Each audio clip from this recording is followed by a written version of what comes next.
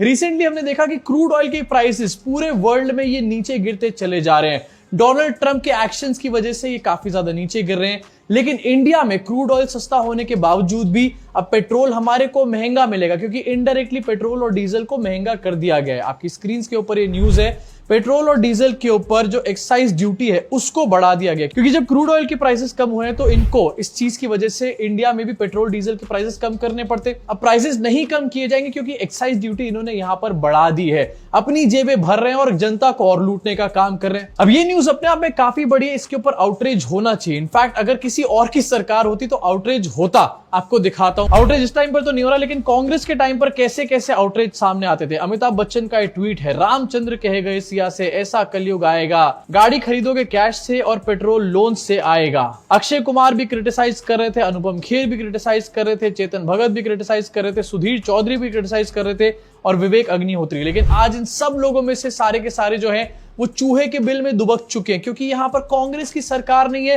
मोदी जी की सरकार है। मोदी जी, वैसे आपको ये बात जान के हैरानी होगी कि जिस टाइम पर ये लोग ट्वीट कर रहे थे और आउटरीच दिखा रहे थे, उस टाइम पर जो क्रूड ऑयल का दाम है वो $120 पर बैरल था और पेट्रोल का जो दाम है वो 60 रुपीज पर लीटर था। अब जो क्रूड है वो हाफ प्राइस का हो चुका है, यानी कि 60 रुपीज प्रति बैरल का हो चुका है, और जो इंडिया में पेट्रोल का दाम है वो 100 रुपए प्रति लीटर है। इसके ऊपर लेकिन कोई आउटरीच नहीं करेगा। भाई चुप हो जाओ सबके सब, क्योंकि मोदी जी बैठे हैं यहाँ पे। वैसे तुम लोग ना देखो बहुत ज्यादा नेगेटिव हो। देखो ये मोदी जी है, इन्होंने कुछ किया है तो सोच समझकर ही किया होगा। यही तो है एक्चुअल में स्वागत है मोदी। इनफैक्ट सोशल मीडिया पे कुछ लोग इसके बारे में बात कर रहे हैं, भूटान और इंडिया में जो ऑयल प्राइसेस है उसको कंपेयर करने का काम कर रहे हैं, एंड वो भी सेम ऑयल कंपनीज के प्राइसेस। आपकी स्क्रीन के ऊपर भूटान में जो ऑयल प्राइसेस हैं, पेट्रोल 66 रुपीज का है, डीजल 70 रुपीज का है। इंडिया में जो ऑयल प्राइसेस हैं वो पेट्रोल 105 का है और डीजल 91 रुपए 82 पैसे का है। रिसेंटली मेरे एक दोस्त अरबाज की वीडियो काफी ज्यादा ट्रेंड भी कर रही थी, जिन्होंने भूटान जाकर के पेट्रोल पंप पे खुद दाम देखे एंड लोगों को भी दिखाने का काम किया। मतलब भूटान में सेम ऑयल कंपनी जो है पेट्रोल डीजल को सस्ते दामों पे बेच रही है। तो भैया आखिरकार इंडिया वालों के लिए स्वागत है मोदी क्यों दिया जा रहा है। अब देखो यार, पेट्रोल डीजल के ऊपर कोई आउटरीच नहीं है, लेकिन अगर एलपीजी की बात यहां पर होती है, जिसकी रिसेंटली 50 रुपए इन्होंने बढ़ाए हैं, उसके ऊपर यहां पर स्मृति ईरानी का आउटरीच निकलकर सामने आया है। आपको दिखाना चाहता हूं इनका एक ट्वीट। इन्होंने लिखा है कि 50 rupees hike in LPG and they call themselves आम आदमी की सरकार, व्हाट अ शेम। अब ये ट्वीट जो है 2011 का ट्वीट है, लेकिन स्मृति ईरानी इतनी बड़ी विजनरी है कि आज 2025 में जो होने वाला था उसके लिए उन्होंने 2011 से यहां पर ट्वीट करके रख दिया था। वाह Smriti Irani, what a master stroke. ये नया निकल करके आया मार्केट में, जोमैटो और स्विगी जिहाद। एक रिसेंटली वीडियो काफी सोशल मीडिया पे वायरल हो रही है, इसका नाम है छाया शर्मा। इसने एक रेस्टोरेंट से वेज बिरयानी मंगाई और इसकी वेज बिरयानी में चिकन के 2 पीस आ गए। उसके बाद भैया रोना धोना यहां पर मच गया। एंड सबसे पहले मैं आपको वीडियो दिखाना चाहता हूं, उसके बाद इसमें कितना बड़ा ढोंगीपन है ये आपको दिखाऊंगा। हेलो एवरीवन, मैंने अभी स्विगी से अपने लिए वेज बिरयानी ऑर्डर करी थी। रेस्टोरेंट का नाम है Lucknowi Kabab Paratha, Amrapali leisure valley, sector 2 बिसरक।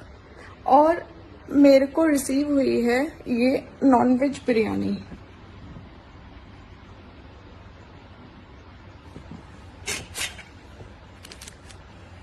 ये देखिए,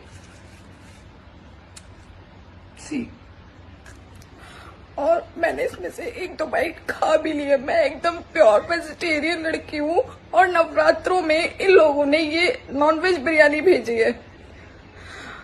ये जानबूझ के किया गया है, जिसने भी किया है ये जानबूझ के किया गया है। जब वेज बिरयानी मंगाई है तो नॉनवेज भेज कैसे दिया। और ऑर्डर प्लेस करने